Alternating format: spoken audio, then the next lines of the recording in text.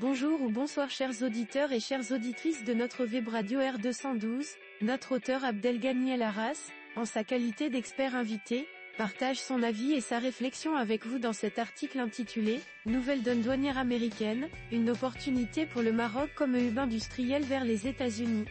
Le voici en podcast pour vous. Abdelghany El Arras ouvre sa réflexion par une mise en contexte claire et directe. L'entrée en vigueur, ce samedi, d'un nouveau plancher universel de 10% de droits de douane sur les importations américaines, annoncé plus tôt cette semaine par le président Donald Trump, rebat les cartes du commerce mondial.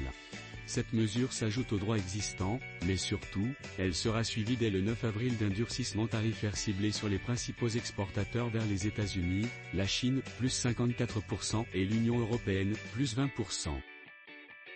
Poursuivant son analyse, l'expert invité met en lumière la position stratégique que cette nouvelle conjoncture pourrait offrir au Maroc ainsi.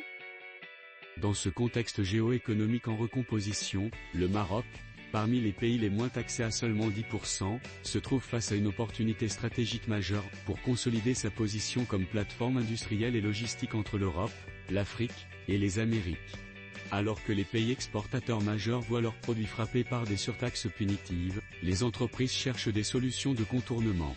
Le Maroc, en vertu de son accord de libre-échange avec les États-Unis, offre un cadre fiscal et douanier stable, permettant d'accéder au marché américain dans des conditions préférentielles. De ce fait, le Royaume devient naturellement un terrain d'accueil stratégique pour les investissements chinois ou européens souhaitant maintenir leur compétitivité sur le marché américain. Dans cette dynamique, Abdelghany El Arras souligne les atouts actuels du Maroc dans l'industrie et l'export de la manière suivante.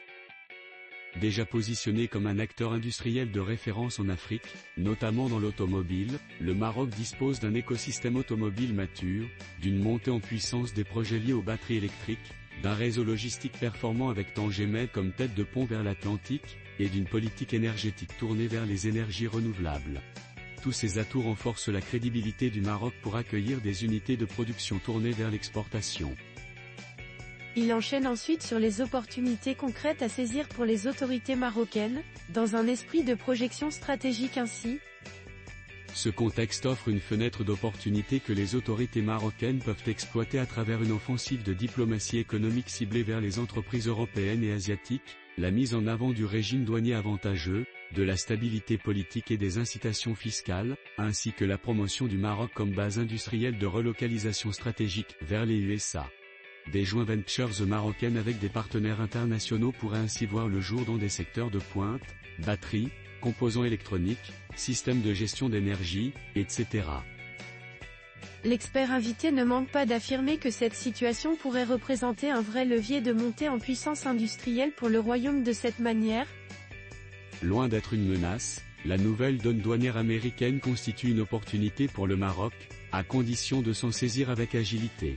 En capitalisant sur sa position géographique, ses accords commerciaux et son écosystème industriel, le Royaume peut non seulement attirer de nouveaux investissements, mais aussi monter en gamme dans les chaînes de valeur mondiales.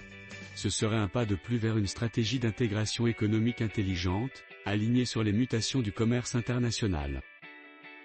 Dans une dernière partie, Abdelghany El Arras présente une série de recommandations concrètes à l'intention des décideurs marocains en ces termes. Recommandations stratégiques, pour transformer cette opportunité en levier de développement, plusieurs axes d'action sont à privilégier. Premièrement, il est impératif d'accélérer la diplomatie économique ciblée. Cela passe par l'identification des groupes industriels européens et chinois fortement exportateurs vers les États-Unis, l'organisation de rencontres stratégiques au Maroc, et l'activation des réseaux diplomatiques et des agences de promotion de l'investissement, pour promouvoir les avantages compétitifs du Royaume. Deuxièmement, il convient de renforcer l'offre d'accueil industriel en accélérant l'aménagement de zones dédiées aux filières de l'électromobilité, en facilitant l'accès au foncier et à l'énergie verte, et en développant des incitations spécifiques pour les industries tournées vers l'exportation américaine. Troisièmement, la mise en place d'un guichet spécial pourrait constituer un outil opérationnel efficace. Ce guichet regrouperait les services administratifs, douaniers et fiscaux pour accompagner les investisseurs étrangers, tout en favorisant les partenariats avec les industriels marocains. Enfin, il est essentiel d'anticiper les besoins en compétences à travers des programmes de formation adaptés, en partenariat avec les acteurs industriels et les établissements d'enseignement, afin de garantir une main-d'œuvre qualifiée dans les filières stratégiques. Chers auditeurs de la web radio R212, merci d'avoir été à l'écoute de ce podcast, et de partager avec nous ce moment d'échange et de découverte.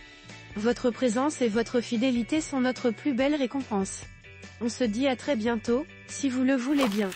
Avec toute notre gratitude, l'équipe de R212.